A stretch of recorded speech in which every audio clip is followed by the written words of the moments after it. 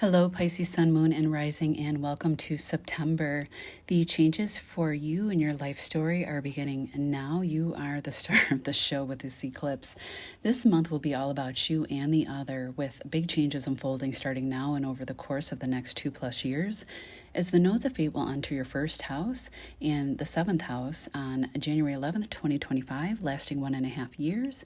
And the eclipse is starting now, again, first house, and then the other end of that axis is your seventh house, lasting 2 years and 5 months, ending in February 2027.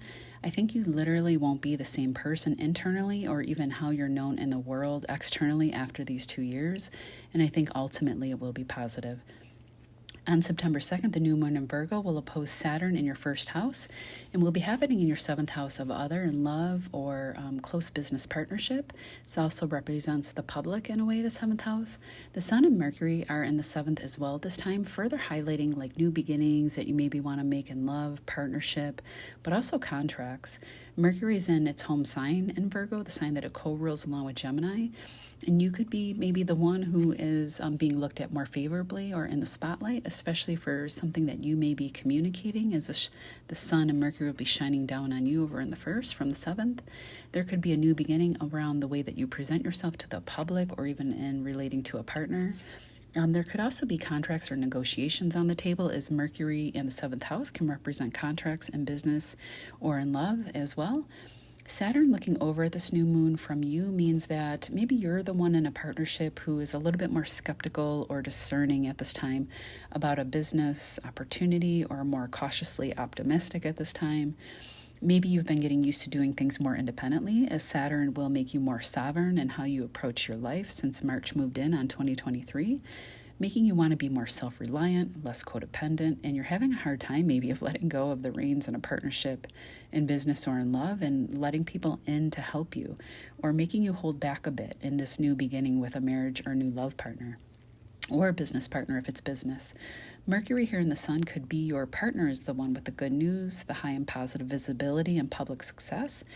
And maybe in spite of that, you're feeling like a little bit down by it somehow, if Saturn can be a heavy influence. But Uranus and Taurus in your third house of communication will trine over to the Sun in Virgo on the 17th, and Mercury in Virgo in your seventh house later in the month. There'll be a trine again on the 24th. There could be like sudden breakthroughs in your thoughts or way of thinking, sudden solutions if there was stagnation or block to a new beginning in a communication or writing project, especially if it was something you were working on with a partner. If you were working on something that you have been struggling to put out publicly, especially if you work with the internet, you could possibly get like sudden and powerful results or attention later in the month when Uranus kicks in and trines up to that Sun and Mercury in the seventh house. On September 14th and 15th, there is some beautiful action going on with Venus and Libra in your eighth house of deep transformation, intimacy, bonding, shared resources. It's also where we store the hard and difficult things that we need to transform.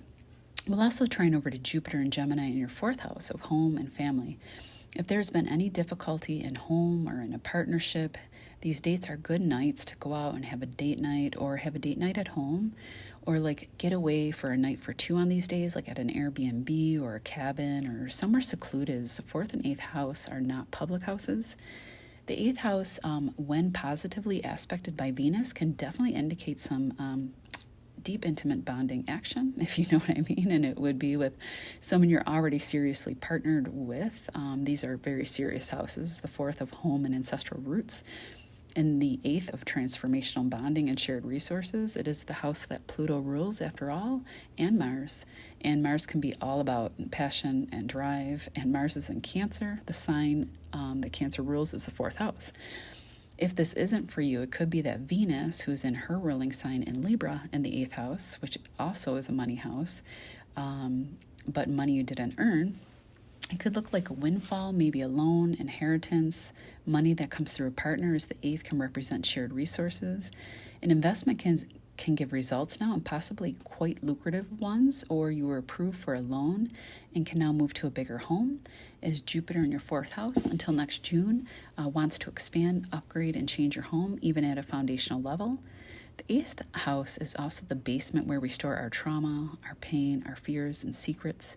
And if there has been any pain in the home or secrets revealed, Maybe it isn't even you directly, but a family member or down your further lineage, even from past lives. There could be a healing story and a moving forward, for yourself, for your family around these days. And I would see this especially if there was like counseling happening or a therapist involved, even an astrology reading or tarot. As the occult is also represented by the 8th house as well, and astrologers and tarot readers fall here too. Last, you could find out that maybe you're like approved for a loan for a second residence or a property that you want to build on and can make money from. Or maybe you need to get a loan to get approved to work on a home-based business, and the rate could be greater than you expected, and the money comes through, and you get great results there. On September 17th, the full moon partial lunar eclipse happens in your first house, sun or moon at 25 degrees, and can be felt the most if you have personal planets or your sun, moon, or ascendant. Sun is your vitality, your career, father figures. Moon is mother, motherhood, home, family, ancestral roots, and also your etheric body. Anywhere from 20 to 29 degrees, or if you have Virgo placements around those degrees as well. These eclipses kick off a cycle that could have been felt as early as last month and will be with you all the way until February 2027, when that last eclipse of the cycle will fall in Virgo. The nodes will shift into your 1st and 7th house on January 11th, 2025, and stay for 1.5 years. I know in the August video, just do some housekeeping really quick here, I had said 1.5 year for the eclipses, and that the nodes would shift in the spring. My bad, I was having my own Mercury retrograde issue at the time. Well, this is huge, Pisces, especially with Saturn, the sign of authority and self-sovereignty, currently sitting in your sign, who will leave by the time the last eclipse in the cycle happens, and Neptune will be gone by then as well. You are going through profound internal and external changes, never to be the same again once these eclipses, nodes, Saturn, and Neptune are done with you. I think you, along with Aquarius, are the ones we will see most over the next few years out there, becoming warriors for the people, for the outcast and downtrodden, for the children, and the environment. The balance of power is shifting now in the world, and I think many Aquas and Pisces will be at the helm of these changes. I think you will be raising the collective energy of the world, which is so needed at this time. Pisces are not usually known for being at the lead, but this is changing, and I am sure many people have been wondering what the hell has happened to Pisces since Saturn entered your sign, making you more determined, more structured, and more in charge of yourself and your life direction, and more clear with boundaries as well. And I apologize, I had to pause before because I was getting a little choked up. I see this eclipse, this first eclipse, as a realization. Initially, if things have been too far off track or you've given too much of your power away, you're going to be calling it back to you. If anything comes up around your body or health, know that in this eclipse, there is a grand Earth trine and a kite formation pointing to you and your ruler Neptune in your first house. You will have solid help to change the things that you wish to change. And based on what I can see, I think a lot of Pisces will be changing many things, from the way that you handle your body and health, which I'm sure Saturn has shown you where you've needed to make changes and take your health more seriously, to where you live, even drastic moves like overseas. Your partnerships can shift in business and love to what you do as your title in the world.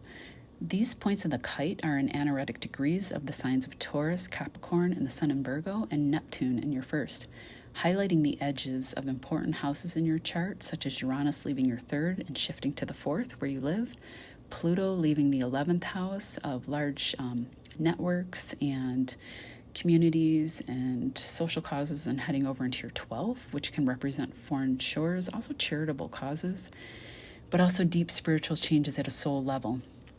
And the Sun moving to the 9th house from your the Sun will be moving to the 9th house. Also a foreign travels house, but let me pause this because I think I made a mistake and I just want to double check on what I was saying here. Okay, so sorry about that. I did make a mistake. So the Sun will be leaving your 7th Virgo house, heading over to the 8th house of deep transformation. Basically, what's happening is these edges of these houses being highlighted in your chart really shows like a deep, significant shift in all of these things, as Neptune, your ruler, will be moving to your 2nd house of earned income and banking, but also land and self-worth. And I really do feel like you could possibly be changing where you live, even moving to like a long distance, faraway shore. Okay, I pulled a tarot card for each sign, and the one that I pulled for you was the Magician in reverse. The Magician is a major arcana, and I have been getting so many of these major arcana for the signs this month, and it comes as no surprise. This is a massive shift in energy for the collective right now, not to be repeated in our lifetimes. I see the Magician as you, honestly, even though it represents the signs of Gemini and Virgo. I see it as you because you kind of are a magician, right? You're Pisces. And right now you have Jupiter is in Gemini in your 4th house of home and family, and Mercury is over in Virgo in your 7th house of other. So again, this is being highlighted even through the tarot. Communication, words are highlighted either through the written word. Film especially can be prominent as Neptune rules the visual arts, film, music, Instagram, YouTube. And I'll read from that card. On this card, there is a hand holding a magic hat, which is the home of the magician. With her intention and multifaceted skills, the magician was able to create her own mystical surroundings, an abode full of plants and animals. Her skills are manifested through the 4 elements, which are represented by the magic wand, which is fire, swan, which is water, plants, earth, and butterfly, air. She taps into these elements and channels the creative energy and produces magical results. I believe this is such a divinely guided message, especially if at the time of the eclipse you are feeling a bit upside down and not on your path or far from where you want want yourself in your life to be with this card in reverse. I know that many Pisces as a collective are probably feeling that way now. Know that this message is here to tell you that the time is now to start turning that card upright and begin the necessary actions to change whatever it is that needs changing in your life. I think for a lot of you, it can range from your biggest life dreams to changing relationships, to changing who you are entirely on a fundamental level. And again, this is being shown too by the changing of the points in that kite and the houses that they're shifting into. This card also tells me that you probably already have the natural and necessary resources within you, not without, to harness your skills and produce something extraordinary now and over the next 2 years. You are the magician, and you contain the magic within Pisces, and your journey starts now. September 23rd, the sun moves into your 8th Libra house, and Venus moves into Scorpio, your house of love and romance, fun, pleasure, the arts, lottery wins, theater, children, and creative endeavors. Mercury follows Libra into that 8th house where the sun is on the 27th, again highlighting issues around communication, around deep intimacy, deep buried pain or trauma, but on a lighter note, and also wanting to transform them with Mercury there and the sun lighting everything up. Lighter note, money and shared resources, and also tarot, mystery, and astrology fall into that 8th house. And with Venus in the 5th, maybe you could be like a mystery writer or creating like a fun fantasy children's book that involves like a mystery, just something on a fun note. Also, you could be meeting someone new over the next several weeks, as on September 29th through October 17th, we will see a trine between Venus and that 5th house, Scorpio house, and your Cancer 9th house of long-distance travel. Since Scorpio rules the 8th house naturally, if you are meeting someone new, and it can be someone from a foreign country, as the 9th house can represent foreigners, this could be a romance for the books. It could be a very intense, intimate beginning and a transformative one too, with Mars trine Venus here and the 8th house lit up as well. You could also be bringing money in from creative projects or securing a legal contract for said projects. And maybe that contract is in a company that's set up different from your home company, with this 5th, 8th, and 9th house lit up. You could also be moving to foreign shores with or without a partner, and it could take a while as Mars will bounce back and forth between your 9th house of travel and your 10th house of career and reputation, and will be retrograding until next spring. Last, if you have an older college-bound child or children, you may be shelling out a loan to pay for their higher education or helping them if they are the ones relocating.